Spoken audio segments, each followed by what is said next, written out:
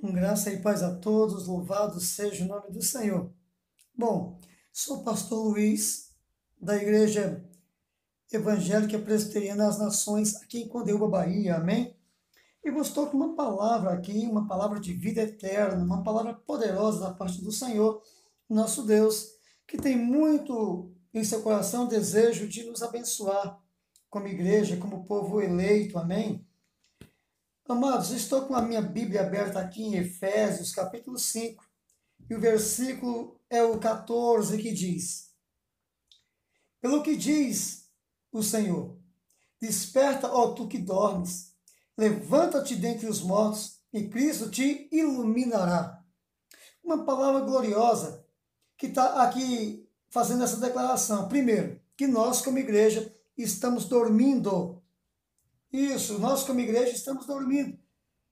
E tem as evidências que vamos estar esclarecendo aqui.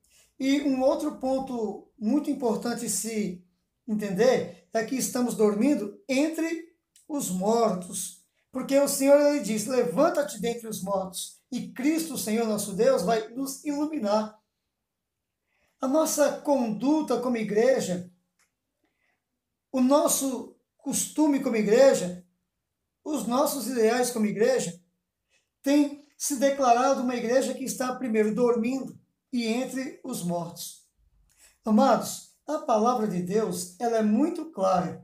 Eu vou estar fazendo também uma outra leitura aqui, que se encontra em Joel, e depois nós vamos estar compreendendo tudo isso. Em Joel, no capítulo 2, versículo 17, diz assim: chorem os sacerdotes ministros do Senhor entre o alpendre e o altar, e digam: poupa o teu povo, ó Senhor.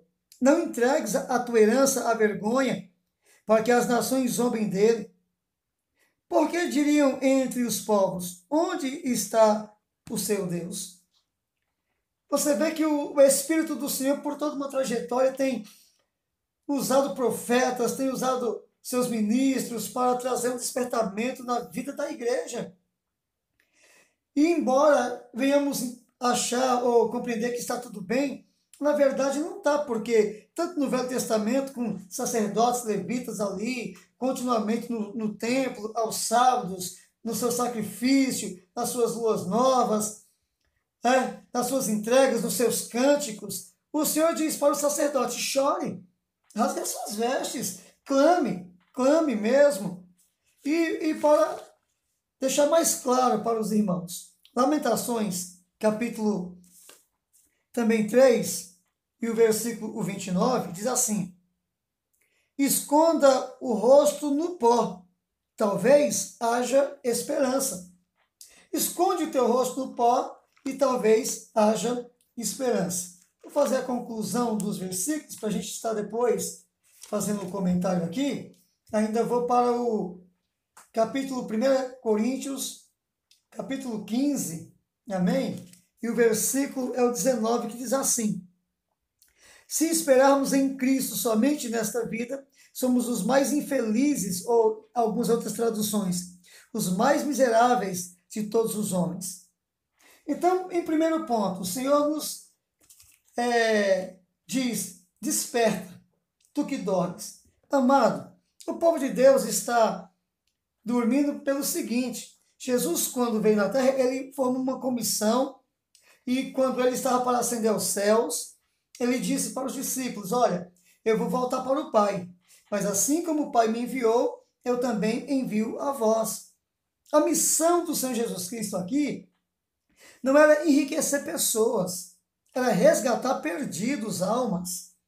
E ele gastou toda a sua vida em seu ministério. E o fim do seu ministério foi a crucificação, dando lugar à ressurreição e o Cristo glorificado. E agora Jesus, ele ascendeu aos céus, está à direita do Pai, e agora ele diz para a igreja: vocês são o sal da terra e a luz no mundo, vocês são enviados para resgatar, como está escrito também em 1 Pedro 2, ele diz: olha, você não era povo de Deus, agora você é povo de Deus. Antes você não tinha alcançado misericórdia, mas agora você alcançou misericórdia, para que você vá e faça conhecidas as obras de Deus no mundo. Declare as maravilhas de Deus. Então a igreja, Está dormindo por quê? Porque a igreja não entendeu o chamado de Deus, que é para ganhar o mundo para Cristo. Porque as pessoas vivem dentro dos seus templos, sabe, pedindo por si mesmo. Não evangeliza, não prega a palavra. E além de não fazer aquilo que Deus enviou, mandou, ordenou, como está lá em João 15,16, ele diz, não foi você que me escolheu, mas fui eu que te escolhi e te designei para que você vá e dê fruto e que você cuide que o fruto permaneça. Então veja bem uma coisa, Deus ele nos enviou para dar fruto. Agora, além de não estar dando fruto, além de não estar pregando, fazendo a obra, a igreja está concentrada ali dentro, não faz a obra do Senhor, mas pede dinheiro, pede carro, pede casa, pede bens materiais. E aí vem o versículo de 1 Coríntios 15:19. Se esperarmos em Deus somente nesta vida, somos os mais miseráveis de todos os homens. Jesus, amado, ele diz lá em Mateus capítulo 6, não fique em busca dessas coisas. Busque em primeiro lugar o reino de Deus e a sua justiça, né? E depois as demais coisas vai ser acrescentada. Jesus, ele não precisa fazer muito para te dar dinheiro, não. Com Pedro, ele disse, vai lá e pesca um peixe e tira a moeda. Ele não precisa de muito, não, para te dar alimento, não. Porque ele fez uma multiplicação do pão e sobrou 12 cestos. Jesus opera sinais e maravilhas, mas a intenção de Deus, a intenção de Jesus Cristo, que é um com o Espírito, Pai, Filho e Espírito Santo, é de nos usar como vasos de honra para o quê? Para levar a salvação ao mundo. Olha o que está acontecendo no Brasil, a corrupção. Somente o Evangelho pode combater a corrupção. Somente o Evangelho pode transformar essas pessoas em novas criaturas. O problema dessa corrupção no Brasil é que esses homens não têm o Espírito de Deus. E aos Romanos, capítulo 8, versículo 9, diz que se alguém não tem o Espírito de Deus, essa pessoa não é Deus, não é de Deus, aliás.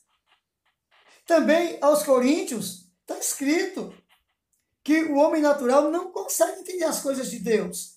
E eles são naturais, são da terra, são terrenos. Eles estão no mundo onde jaz no maligno. E somente o Evangelho de Cristo pode libertá-lo. E a igreja, que é o esteio da verdade, a coluna da verdade, que deve levar esse Evangelho, pregar para essas pessoas. Mas o povo de Deus tem estado como nos dias de Saul, nos dias de Golias. O povo de Deus tem se escondido, tem temido, tem tido medo. Aonde estão os Davis aí para pregar mesmo, para ser sisudo na palavra, para falar a verdade?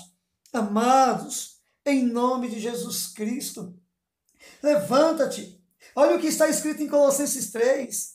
Buscar as coisas do alto e não as coisas da terra. Isso é, se realmente morremos para o mundo, ressuscitamos em Cristo, então vamos buscar as coisas do alto, aonde Cristo está sentado, e não as coisas da terra. Tudo isso vai passar. Todas essas coisas vai passar. Se gaste no Evangelho. Olha como os irmãos tiveram a graça de Deus de compreender essas coisas e estarem prontos para obedecer ao chamado de Cristo. Quando o Senhor ele chama Pedro, seu irmão, eles deixam as redes imediatamente o seu barco e seguem. Quando o Senhor fala com o Zaqueu desce da árvore imediatamente segue. A igreja hoje tem dúvida, busca só as coisas da terra, ouro, prata, vestimenta, carro, casa. As pessoas buscam essas coisas. Só que Jesus explica em Mateus capítulo 6 que quem busca essas coisas são os gentios. Que a igreja não tem que se preocupar, porque o nosso reino não é daqui. O nosso reino é eterno, está com Cristo. Aonde estão os homens que vão se levantar? Olha, Mateus capítulo 25, do 1 ao 13, que fala sobre as 10 virgens, 5 loucas, 5 prudentes, ouviram uma voz, 5 se levantaram para fazer a obra de Deus, mas as outras 5 eram imprudentes, não tinham o que oferecer. E hoje tem muito cristão sem conhecimento da palavra. Vai oferecer o quê?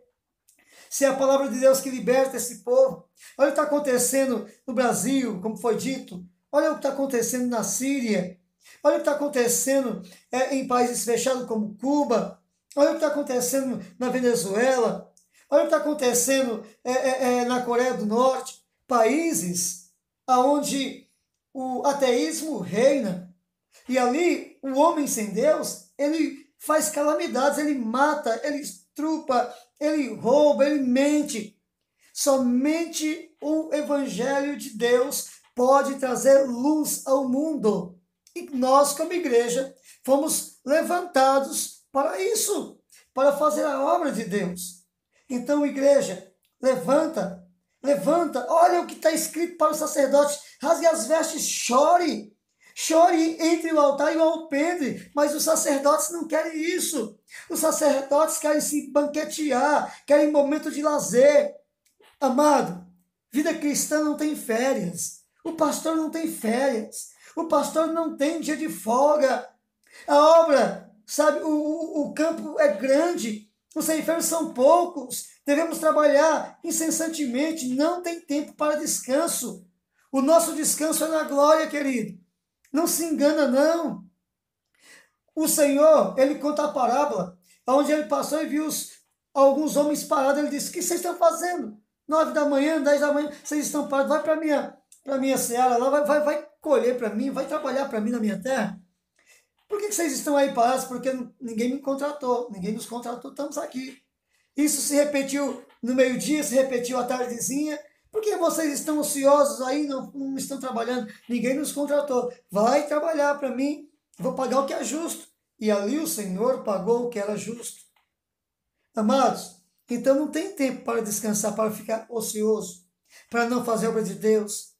O pastor é aquele que intercede, aquele que medita. Olha o que Pedro falou nos dias ali em Atos capítulo 6. Ele disse: não convém deixarmos a palavra, nem a oração, e constituir o diáconos. Amados, que Deus te abençoe. Que Deus te dê graça, que você desperte. Deus está te chamando para a obra. Levanta tu que dormes, que pensa que fazer obra é só ir na igreja. Não, é ganhar almas. Ganhar almas para Cristo.